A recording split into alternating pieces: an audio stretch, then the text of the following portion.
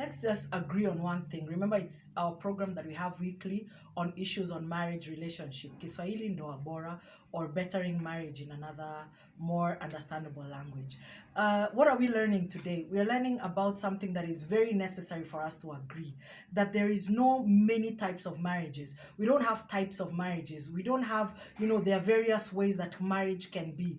There is only one type of marriage, and there's only one source that dictates how marriage will be. For a long time, we've been having these crazy ideas that there's an open marriage, there's this type of marriage, there's, all these crazy things and ideas that we have. Humans must understand one thing. They came and found the world. There is someone who created all this. There is a being, or there is one that created all this, and he's more superior, he's more supreme. We came and found it. You see, we have manufacturers of very many different products, and they claim they are copyrighted. No one should try and copy their products and brands and all that, and we'll take each other to court. But we have this notion that we can take things that are original, like marriage, created by God, formed by God, explained on how it should be by God, and we think that we can come up with our own ideas without copyright laws in the spiritual realm. Let me explain this, that marriage will only work in the parameters that God put it. Marriage will only work and will only work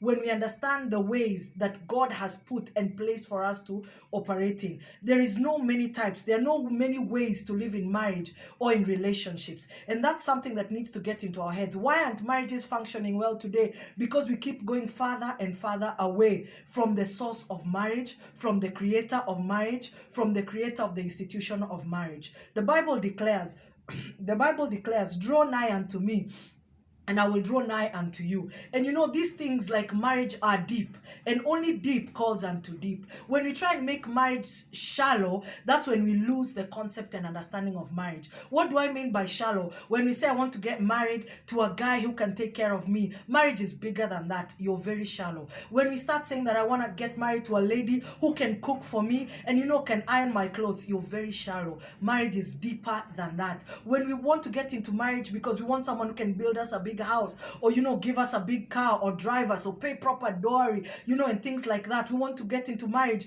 because we want a woman who can defend us, and a woman with the right shape and look and all that. That is the most shallow concept of marriage. Marriage is deep, and if you want to understand how deep marriage is, you have to also be deep in the things of God.